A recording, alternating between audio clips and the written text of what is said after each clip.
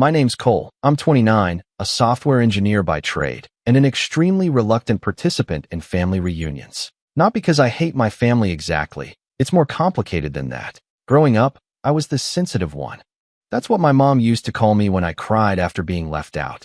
When my sister, Natalie, got a brand new piano and private lessons while I was handed a dusty secondhand guitar and told to be creative, I remember choking back tears and being told, "Cole, not everything's about you." But it was never about me, was it? Natalie is 2 years younger than me. Blonde, charming, and frankly brilliant at playing people like a violin. She was the kind of girl who'd break a vase, cry before anyone could accuse her, and have me grounded for it. My parents never saw it. Or maybe they did and didn't care. Either way, growing up with Natalie was like being cast as the extra in a movie about her life. I wasn't the villain or the sidekick. I was just there. Invisible. Only noticed when I messed something up. I was 7 when I noticed the difference for the first time. It was Christmas morning, and I had begged for a Lego space station set. I got socks. Natalie got a Barbie dream house and a matching pink scooter. She was 5. I remember thinking maybe Santa just forgot me. I actually asked my mom if I'd been bad that year. She didn't answer. She just said, "Well, Natalie's younger. She believes in the magic. Don't ruin that for her." That was the beginning of a pattern that never stopped. Summer vacation? She got art camp in France. I got 2 weeks at Uncle Larry's house watching his dog while he was in Vegas. When she turned 16, they gifted her a used BMW. When I turned 16, I got a lecture on building character through work and was handed a mop at my dad's friend's hardware store. Still, I tried not to let it define me. I buried myself in books, taught myself to code off free YouTube tutorials, and saved for a cheap laptop by fixing broken bikes around the neighborhood. My parents didn't really ask what I was doing. They just assumed I was glued to screens again. But screens were my sanctuary. Somewhere in that lonely little world of error codes and late-night forum posts, I found clarity, solace, control. By the time I hit college, I'd already built 2 simple apps that made a few $100 a month in ad revenue. Nothing life-changing, but enough for groceries and the occasional greasy pizza after midnight coding marathons. Meanwhile, Natalie was in her first year at NYU, majoring in media psychology. Don't ask me what that is. I don't think she ever knew either. Posting avocado toast photos and shopping for fall fashion in Soho on weekends, courtesy of our parents' emergency credit card. She called me once to complain her roommate was annoying. I was in the middle of debugging a crash that could have lost my freelance client thousands. I told her I was busy. She cried, told mom, and I got a passive-aggressive email asking why I can't be more supportive of my sister when she's clearly having a tough time adjusting. Still, I kept my head down, kept building, kept improving. I didn't show off, didn't post flashy Instagram updates, didn't brag at family dinners. I didn't want to start a war. My therapist calls it peacekeeping. I call it survival. My parents didn't come to my college graduation. Natalie had a very important networking brunch the same weekend. Apparently, she cried when she thought she might miss it. So, mom and dad flew to New York to support her. I got a card in the mail. No cash. Just, "We're proud of you. Let's celebrate soon." We never did. After college, things got worse. Not for me. Ironically, that's when my life really started. I landed a remote job at a mid-sized tech firm. Started consulting on the side. Built a reputation quietly. Kept my face out of things. By 26, I'd launched my own software platform and gotten my first angel investor. By 27, we were doing $2 million in revenue. Now, at 29, we're valued at $10 million. I own the majority stake. No press. No interviews. Just quiet domination from a rented apartment above a coffee shop where nobody knew my last name. My parents still thought I worked in IT. They told people I fixed computers and that Cole's into all that techie stuff. Natalie, she was a consultant now, which meant she had an Instagram account and a few sponsors for hair vitamins and energy drinks. She'd call me sometimes for career advice, but really, it was just to vent about how her brand engagement was down or how her new condo's lighting made her look pale on camera. Oh right, they bought her a condo. At 22. For $100,000. Downtown. Furnished. Paid in full. When I asked, just once, out of curiosity, why they didn't help me out with rent when I was sleeping on a friend's futon after my internship, my dad looked confused and said, "You never asked." That stung. But again, I let it go. I always let it go. Then came the retirement party. Dad was stepping down from his company. He was a regional director at some manufacturing firm, and they were throwing him a big event. Classy venue, 3-course meal, extended family invited. I wasn't planning to go, but Mom insisted. Said it was important to your father, and everyone's going to be there. Which, in our family, meant mostly people who hadn't seen me since I was 12 and still thought I had asthma and a lisp. I went. Wore a navy suit I hadn't pulled out in years. Polished my shoes. Practiced smiling in the mirror. The venue was nicer than I expected. Chandeliers, cocktail bar, jazz trio playing softly in the background. People buzzed around like bees in a hive. Natalie was there early, of course, already taking selfies in the garden courtyard. She wore a champagne-colored dress that probably cost more than my first car. "Cole," she squealed when she saw me, as if I was some lost puppy. "You look so grown up." "I'm 29, Nat," I said, trying to keep it light. "Right?" She laughed, looping her arm through mine. "Isn't it crazy how fast time goes?" She introduced me to her influencer friends, 2 girls with perfect makeup and a guy named Skylar who wore sunglasses indoors. I smiled politely. They asked what I did. Before I could answer, Natalie chimed in with, "Oh, Cole's like in computers or something. He fixes stuff." That again. I opened my mouth to correct her, but something in my chest locked up. Not because I was ashamed, but because, why bother? What was the point? They weren't listening. They never had. The night went on. Speeches were made. Toasts raised. My dad looked genuinely happy, and for a second, I was glad I came. Then someone, I think it was my cousin Leah, asked what I was up to these days. I smiled. "Still running my company. We've grown a lot." "Oh cool," she said. "Like a startup?" "Yeah. Tech-focused. Mostly automation software. We just crossed 8 figures in valuation." The table went quiet for a second. Natalie blinked. "Wait, what?" I shrugged. "Yeah, we're doing pretty well." She frowned. "You're lying." I turned toward her. "Why would I lie?" "Because you're not, like, that kind of person." That stung more than I expected. I wasn't sure what she meant, but I had a feeling she meant everything I feared. Not charismatic enough, not bold enough, not special enough. Not her. Actually, a voice piped up from behind me. "He's not lying." It was my Aunt Marie, my mom's younger sister. She was holding her phone and a folded piece of newspaper. She looked smug. "I meant to bring this earlier," she said, handing the paper to my dad. "Thought you'd want to see what your IT guy's son's been up to." My heart dropped. I hadn't done any press. We'd agreed to stay lean, low profile, silent partners only. But a few weeks ago, one of our clients gave a glowing interview and mentioned us by name. Apparently, some local business paper picked it up. I watched as my dad unfolded the clipping and read the headline.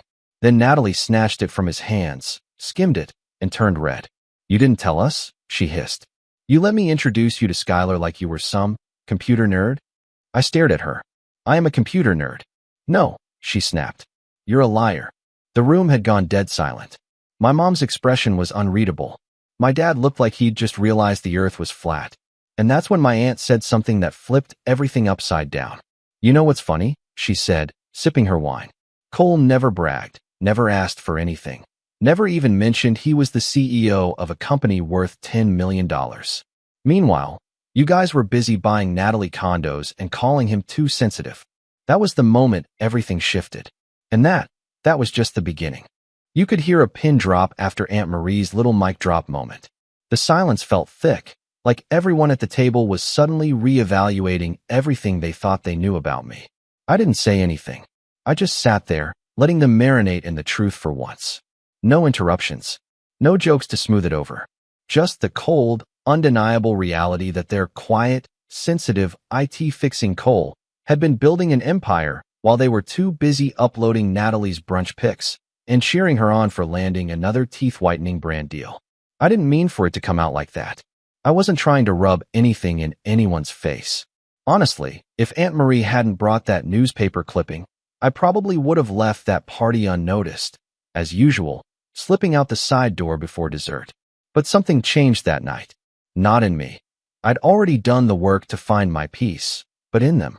For the first time in my entire life, I wasn't the afterthought. And Natalie hated that. She stormed off before the cake was even cut, dragging her purse behind her like a wounded animal. Skylar and her other influencer friends awkwardly followed, murmuring something about traffic and lighting. My mom gave me a tight-lipped smile, and my dad just stared at the clipping like it was written in a foreign language. I didn't stick around much longer. I thanked Aunt Marie, gave a nod to a few stunned relatives, and went home. But that wasn't the end of it. Not even close. The text started the next morning. Mom, can we talk later today? Your sister's very upset. Dad, you blindsided us. I don't understand why you kept this from your family. Natalie, you think you're so clever. Running your little secret company behind our backs? Pathetic. That last one made me laugh. Secret company? What did she think I was doing all this time, selling Wi-Fi passwords on the dark web? I ignored the messages for a couple of days. I needed space. And honestly, I figured they'd cool off. But I underestimated just how much Natalie hated not being the center of attention. She showed up at my place 3 days later. Now, you have to understand, I live in a small loft above a coffee shop in the Arts District. It's cozy, minimalist. I like it, but it's not flashy. No doorman, no valet, just a keypad and a creaky stairwell that smells like espresso and old paint. So when I heard someone aggressively banging on the glass downstairs while I was on a Zoom call with my dev team, I muted myself and peeked out the window. And there she was, full glam, designer heels, furious expression, pounding on the door like I'd stolen her dog. I buzzed her in reluctantly. She didn't wait for me to say a word, just marched up the stairs, tossed her purse on my table, and started in. You humiliated me, Cole. I raised an eyebrow. Nice to see you too. Don't do that. Don't pretend like you didn't orchestrate that whole thing. You let me introduce you like a loser in front of my friends. You sat there smugly while Aunt Marie made me look like a narcissistic brat. I folded my arms. You didn't need any help looking like that. Wrong thing to say? Her face twisted. I've always supported you, she said, her voice rising. I've always tried to include you, even when you didn't fit in. Even when you were weird or awkward, or just, you. Wow. Thanks for that glowing endorsement. You know what I mean, she snapped. You could have told us. You could have at least warned me before letting me embarrass myself. I stared at her. This was surreal. Not once did she stop to ask how I'd gotten here. Not once did she ask about my business, my journey, my struggles. It was all about her. Her image. Her feelings. Her embarrassment. I didn't tell you because I knew this is exactly how you'd react, I said calmly. You'd make it about you. She scoffed. You really think you're better than me now, don't you? No, I said quietly. But I don't think you're better than me anymore. That's the difference. That shut her up. For a second, she grabbed her purse, muttered something under her breath, and stormed out. 2 hours later, I got a call from my mom. Cole, she began, with that tone that always made me feel like I was 5 and in trouble for something I didn't do. Your sister came to see you. She's very upset. She's always upset, I said flatly. She's just emotional. You know how she is. But this whole thing has really thrown her off. You should have told us. Why? I asked. So you could shrug and say, that's nice, honey, before asking how Natalie's new podcast is going. She didn't respond. I didn't tell you because I learned not to expect anything from you. I continued. You made it pretty clear growing up who the priority was. That's not fair, isn't it? There was a long silence on the line. Then, your father and I worked hard to support both of you. No, I said. You worked hard to support her. I supported myself. I hung up. That conversation left a pit in my stomach for days. Not because I regretted what I said. I didn't. But because it confirmed something I'd always suspected but never admitted. I was the backup plan. The emotional sponge. The fallback. And somewhere deep down, I think I'd hoped one day they'd look at me and finally see me. That hope was gone now. But the real betrayal? That came a week later. It started with a phone call from my CFO. We'll call her Janet. She's sharp, no nonsense, and not easily rattled. But she sounded shaken. Cole, she said, we have a situation. Apparently, someone had emailed one of our partners using a spoof version of my company email.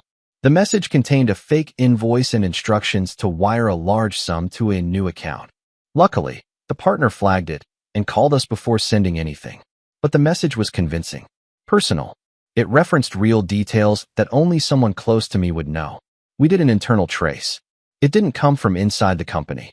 The IP was masked, but not well. Janet's guy traced it to an apartment complex downtown. Natalie's condo. I felt like the air had been sucked out of the room. At first, I didn't want to believe it. I told myself it could be a coincidence. Maybe someone in her building. Maybe she was hacked. But the more we dug, the more connections we found. Old emails she'd sent me with similar phrasing, photos she'd taken of my laptop when I wasn't paying attention, little breadcrumbs that pointed in one very ugly direction. I didn't tell my parents. Not yet. I wasn't ready. Instead, I went to see her. She opened the door wearing a silk robe, holding a smoothie, clearly surprised to see me. Cole, what? I held up my phone. We need to talk. Now. And I swear, the way her expression shifted, just for a second, told me everything. Guilt, panic, then defiance. She let me in. I know what you did, I said. The fake invoice. The spoofed email. We traced it. She didn't deny it. Instead, she set her smoothie down and said, "You made me look like a joke in front of our entire family." I blinked. "So you tried to rob me? You humiliated me," she yelled. "I've been the one carrying this family's image for years. I'm the one they talk about. I'm the one they count on. And you just, what? Show up out of nowhere like some genius CEO and act like you're better than us." "I never said that." "You didn't have to," she snapped. "They all saw it. Aunt Marie, Uncle Doug, even Dad. For the first time in your life, you were the favorite. And you know what? You loved it." I was stunned. I wasn't even angry. Just tired. "You're right," I said finally. For one night, I did love it. Not because I wanted to be the favorite, but because I wanted to matter. That shut her up. I turned to leave, but paused at the door. "I'm not pressing charges," I said quietly. "But you're cut off. Don't call me. Don't ask for favors. Whatever relationship we had, it's done." She didn't respond, just stared at me like I'd slapped her. And I walked out. That was the moment everything changed. And trust me, the fallout was just beginning. After I walked out of Natalie's condo, something in me cracked, but not in the way you might think. It wasn't rage. It wasn't heartbreak. It was something quieter, something duller. It was like a door I had been holding open for 29 years finally creaked shut.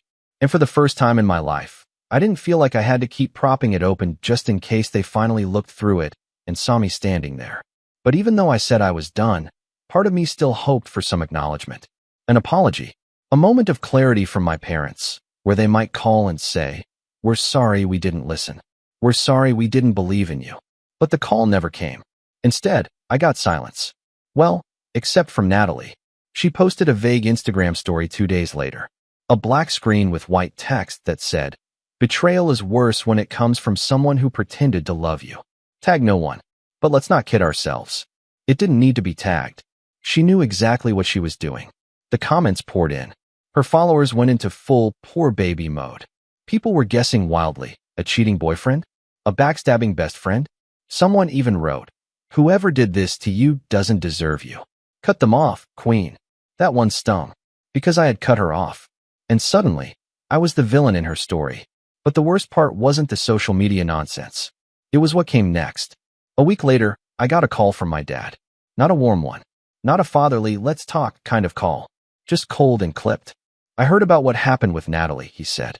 "From her or from someone who wasn't trying to manipulate you?" I asked. There was a long pause. "I don't know what's going on between you two," he said finally. "But she's family. And she's hurting." I almost laughed. So I should just what? Forget that she tried to steal from me? Lie to my business partners? Ruin my company? "She made a mistake," he said. "No," I snapped. "A mistake is spilling coffee on a client's shirt. A mistake is showing up late. She orchestrated fraud." Another pause. "I just don't want the family to fall apart," he said, quieter this time. "Not over this." That's when I realized how deep it went. My dad, this man who had always prided himself on structure, discipline, consequences, was ready to look past what Natalie did just to keep the peace. Or, more likely, to preserve her image. Because in our family, Natalie wasn't just a daughter. She was the sun. Everything else orbited around her. That night, I sat in the dark, staring at my ceiling, and felt it hit me all at once. This wasn't just about Natalie anymore. This was about a lifetime of being the runner-up, the shadow, the fallback plan. I thought I'd come to terms with that years ago, but it turns out, some wounds just bury themselves deeper. You think you're healed until something rips the stitches open. And I bled. Quietly. Privately. I stopped eating well. Stopped sleeping. Missed 2 team meetings. Janet called and asked if I was okay, and I gave her the classic lie. Just a bit burnt out. I'll bounce back soon. But I didn't bounce back. I spiraled. For the first time in years, I felt powerless. Natalie had always had power over our family, over me. And even now, when she was the one who crossed the line, she still got to be the one comforted, the one believed, the one defended. I didn't want revenge. Not yet. I just wanted to disappear. So I did. I booked a last-minute flight to Oregon, where my college roommate, Dylan, lived with his husband. They'd invited me dozens of times over the years. Come stay for a week. Get out of the grind. Unplug. I'd always said no, too busy. This time, I said yes. When I arrived, Dylan didn't ask questions. Just handed me a beer, pointed to the couch, and said, "We've got the office queued up and too much Thai food. Your room's upstairs when you're ready to crash." I stayed for 10 days. We hiked. We grilled burgers. We watched bad movies and made dumb jokes, and eventually, I started sleeping through the night again. One evening, Dylan and I were sitting by the fire pit, and I finally told him everything about Natalie, the company, the fake invoice, the way my parents responded. He didn't say much at first. Just let me talk. Then he leaned back in his chair, stared up at the stars, and said, "You know what your problem is?" I raised an eyebrow. "Do tell. You're still waiting for them to clap for you." That hit like a brick. "Dude," he continued, "you've already built something amazing. You made it. Not because of them. In spite of them. And now you're stuck waiting for the people who never showed up to suddenly realize they missed the show." I didn't respond. I didn't need to. Because he was right. That night, I opened my laptop for the first time in days. Not to check emails. Not to update our roadmap. But just to write. Not code. Just thoughts. I wrote about being the forgotten kid. About growing up with a sister who sparkled and a family who only saw the glitter. About what it felt like to realize you were only ever loved for your silence. And I kept writing. It turned into a long post. Not angry. Not bitter. Just honest. I didn't name names. Didn't mention my company. Just talked about growing up in someone else's spotlight and learning to find your own glow in the shadows. On a whim, I posted it on a small Medium blog I used back in college. I figured maybe a few people would read it. Maybe not. By morning, it had 25,000 views. By the end of the week, 200,000. People started sharing their own stories in the comments. Siblings who were always second best. Daughters labeled too dramatic, while their brothers got a free pass. Sons like me, who learned to live quietly because their voice never mattered. It went viral. Somewhere along the way, a tech journalist picked it up. Wrote a piece titled "The Quiet Founders: What We Miss When We Only Celebrate the Loud." They linked to my company, finally naming it. And just like that, the phone started ringing. Investors, partners, even a university that wanted me to guest lecture. It was overwhelming, but for the first time, I didn't feel like I was pretending to be someone else. I wasn't Cole the backup. I was just Cole, the guy who built something real. Back in the office, Janet was grinning when I returned. "You broke our traffic records," she said, holding up her tablet. "From a blog post?" I asked. "From you. We updated the website. Added a letter from the founders section. My story, my words, my voice. And something changed in our company culture. People felt more connected. Like we weren't just building software. We were building something human." Meanwhile, my parents? Still silent. Until a letter showed up in the mail. Handwritten. Thick envelope. My name on the front in Mom's cursive. Inside was a 3-page letter. Apologizing. Rambling, really. Talking about how they never realized how much I'd grown. How they thought they were doing the right thing by supporting Natalie because she needed it more. How they assumed I was fine because I didn't complain. They said they were proud of me. I didn't cry. I didn't smile. I just folded the letter and put it in my desk drawer. Because even though it was what I had wanted for so long, I realized it wasn't enough. Words are easy. What came next? That would show me whether they truly meant it. I kept my parents' letter in the bottom drawer of my desk for weeks without reading it again. Not because I was afraid of what it said. I'd memorized every word after the 3rd read. But because I didn't want to start believing it too soon. People say they're sorry all the time. Usually when they're afraid of losing something. And I'd spent most of my life losing their approval, piece by piece. I wasn't about to let a few neatly written paragraphs win me back. Not without actions to match. The truth is, something changed in me after Oregon. After Dylan. After the blog post. I stopped hoping to be seen and started planning how I wanted to move forward. Not just with my family, but with my story, my narrative. For once, I was in control of how this all played out. And the timing? Couldn't have been more poetic. About a month after I got back, I received a curious email from my mom. No greeting, no emotional fluff. Just a simple subject line. Dad's retirement celebration, part 2. Turns out the original retirement party wasn't enough of a send-off for my father.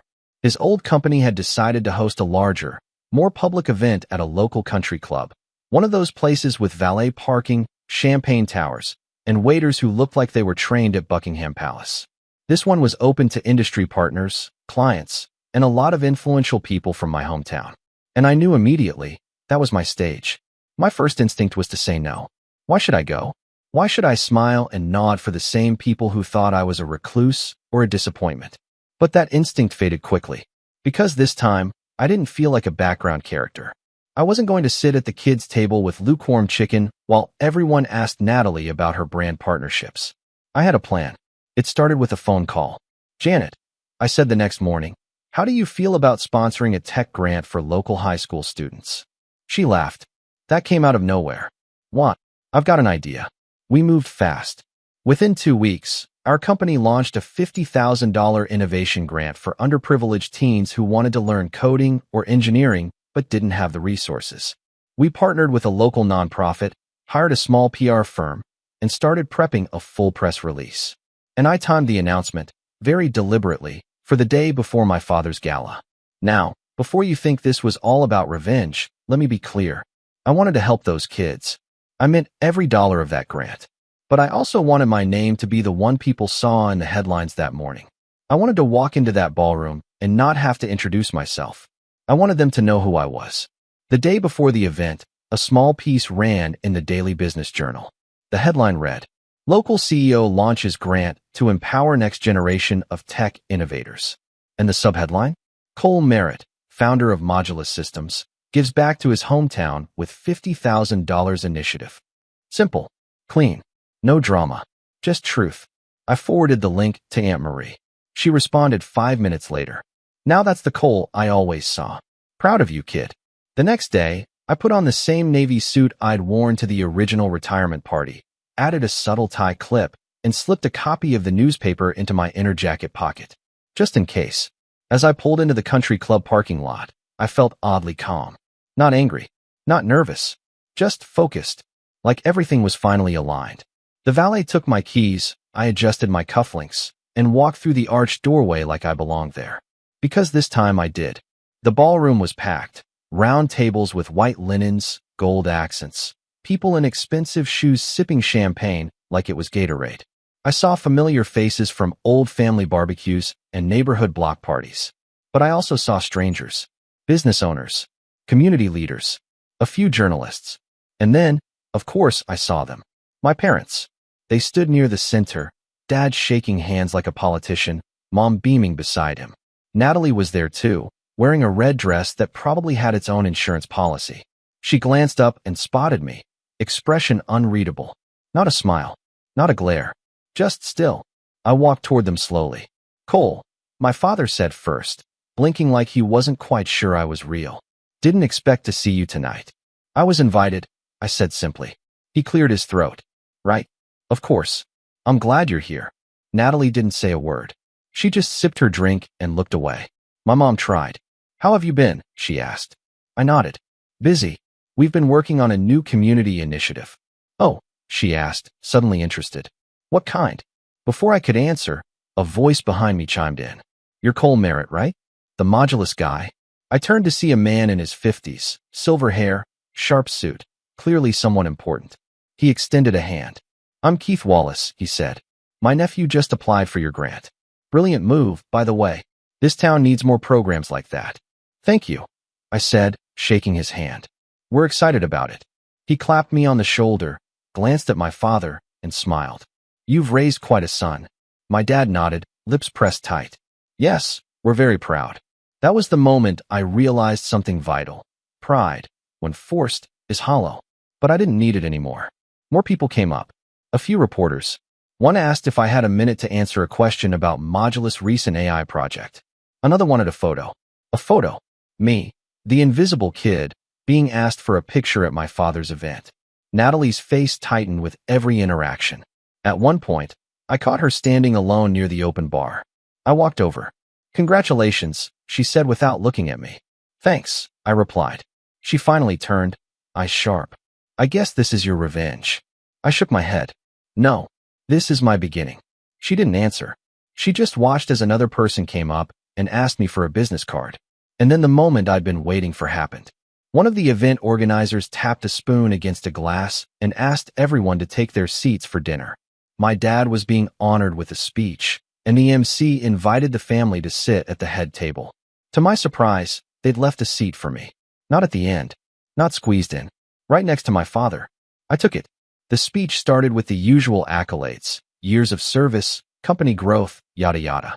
But then the speaker said something that nearly made me choke on my water. And of course, we can't talk about Mr. Merritt's legacy without acknowledging his remarkable children. Natalie Merritt, rising entrepreneur and brand strategist. The applause was polite. And his son, Cole Merritt, founder of Modulus Systems and the visionary behind this week's Community Tech Grant. We're proud to have him here tonight. The applause was louder. And just like that, the spotlight shifted. It wasn't revenge. Not yet. But it was a taste. And in that moment, I saw everything clearly. Who they were, who I was, and how far I'd come without needing them to carry me. But I also saw something else. An opportunity. Because my dad's company? Well, let's just say I knew things. Things they never thought I paid attention to. Connections. Vulnerabilities. Quiet inefficiencies he never fixed. And thanks to a few well-timed conversations with some of his former colleagues, I had a new idea, one that might change everything. It wasn't petty. It was strategic. And it was already in motion. The night of the gala marked the first time my father looked at me like an equal. Not as the quiet, awkward backup plan or the kid who never needed anything, but as someone with power, influence, leverage. But here's the thing about being treated like you don't matter for nearly 3 decades. You learn to pay attention. You learn to notice patterns, details, weaknesses. I left that night with more than applause and a seat at the head table. I left with conversations, names, an overheard remark between 2 former executives about how the merger paperwork still hadn't gone through. A whispered joke from a vendor about those outdated security protocols my dad's company refused to update. Sloppy, negligent, vulnerable, and I knew exactly what to do with it. The day after the event, I took a walk through the Modulus Systems office, passing by my dev team in our downtown workspace. The walls were glass, clean, transparent, just how I like my company. I paused outside the strategy room, looked in at Janet, and knocked. She opened the door. "You've got that face again." "What face?" "The face you had when you rewrote our payment architecture in 48 hours just to prove the CTO wrong." I smiled. "I've got an idea. I need you and Timo to come in early tomorrow." She tilted her head. "This about your dad's company?" I didn't answer right away, just nodded slowly. Time to teach them what a backup plan can really do. Here's the part no one in my family knew. While they were busy pretending I was the black sheep, I was building a platform that quietly outpaced half the companies in our region. My software automated logistics and vendor communication for mid-sized manufacturers, the exact kind of service my dad's company had been outsourcing inefficiently for years. We'd pitched them once, back when we were still small. They declined, saying they preferred more established solutions. Translation: I was still the kid with the dusty laptop. But now we were 10 times bigger than the provider they used. Faster, cheaper, safer. And I knew their contract was up for renewal in 3 months. So we moved fast. First, we finalized a deal with their largest competitor. I didn't hide who I was. I sat in that boardroom, looked the new execs in the eye, and said, "I know how they operate. I watched it for 20 years. Let me show you how to do it better." They signed in 2 weeks. Next, I reached out to 3 of their satellite vendors, small logistics shops who always complained about delayed payments and clunky portals. I offered our services with 0 onboarding costs. We'd eat the expense for the first 6 months. They said yes immediately. Then came the final piece. We launched an open-source version of our internal dashboard system, completely free. It wasn't as powerful as our main product, but it was good enough to get companies hooked. And we targeted one market specifically, manufacturers in my dad's sector. By the time my father's company realized what was happening, it was already too late. Their logistics provider bailed, picked us instead. Their vendor network thinned out, moved to our dashboard. Their merger partner began questioning the acquisition, citing digital instability. Internally, the company started hemorrhaging confidence. Stocks slumped. Press started to whisper. And then came the audit. One of our partner firms, a mid-sized regulatory consultancy, conducted a digital infrastructure review for every client in their network. It was routine, standard, but someone tipped them off to take a closer look at my father's company's security protocols. They failed, miserably. Articles started popping up. Headlines like, "Legacy manufacturer struggles to modernize amid tech transition." "Rising star in automation sector poaches key clients from longtime industry player." They never named me, but anyone paying attention could connect the dots. Natalie did. She showed up at my office one afternoon. I was reviewing quarterly projections with Janet when the front desk pinged me. "She's here," the receptionist said. "Let her up," I replied. Janet raised an eyebrow. "This gonna be dramatic?" "Probably." When Natalie walked in, she looked different. No glam, no heels, just jeans and a hoodie. Her makeup was minimal, her eyes tired. She closed the door behind her and stood there for a moment before speaking. "You did this." I didn't deny it. "You couldn't just leave it alone, could you?" she said, voice shaking. "You had to destroy Dad's company." "I didn't destroy anything," I said calmly. "They did that themselves. I just stopped protecting them from the consequences." She sat down across from me and stared at the floor. "He's not sleeping," she said. "Mom barely talks. Everyone's scared." I waited. "I told them you'd come after us," she whispered. "After what I did." I leaned forward slightly. "You think this is about what you did to me? The invoice? The lot?" She looked up. "It's not," I said. "This is about years of silence. Years of being ignored. This is about them choosing you, over and over again, and pretending it was normal. Pretending it didn't hurt." "I didn't ask them to choose me," she snapped. "No, you just enjoyed it." We sat in silence for a long time. Finally, she said, "So what now?" I shrugged. "Now they figure it out. Maybe they adapt. Maybe they collapse. That's not my problem." She stood up to leave, paused at the door, and turned back. "You were always smarter than me," she said quietly. "I never wanted to be better than you," I replied. "I just wanted to be enough." She left without another word. 3 weeks later, the merger fell through. My dad stepped down voluntarily after a shareholder vote of no confidence. They issued a statement thanking him for his visionary leadership and expressing excitement about a new era of innovation. He didn't return my calls. My mom sent me an email with no subject line. It just said, "You got what you wanted. I hope it was worth it." I didn't respond, because it wasn't about what I wanted. It was about what I needed. Closure, accountability, balance. But just when I thought it was all behind me, I got a letter in the mail. Another one. This one wasn't from my parents. It was from my aunt, Aunt Marie. She'd always been the only one who really saw me, even as a kid. She never picked sides, just watched, waited, loved quietly. Her letter was short. "Cole, I know this storm has been brewing a long time, and while I can't pretend I understand every piece of it, I want you to know something. You didn't burn anything down. You just stopped holding up a house that was already collapsing. And sometimes, the only way to rebuild is to clear the wreckage. Love always. Marie." I folded the letter and placed it next to the first one, the one from my mom, in the same drawer. Side by side, past and present. That weekend, I took Dylan's advice and drove out to the coast. Sat on the cliffs, let the wind rip through my jacket, and stared at the waves until the sun dipped below the horizon. No noise. No headlines. No Natalie. No pretending. Just me. For the first time, I wasn't the backup plan. I wasn't waiting for them to see me. I had become someone I was proud of, someone undeniable. And as the last bit of sun disappeared over the edge of the world, I whispered something into the cold air, just for me. I was never too sensitive. I just felt everything they refused to feel.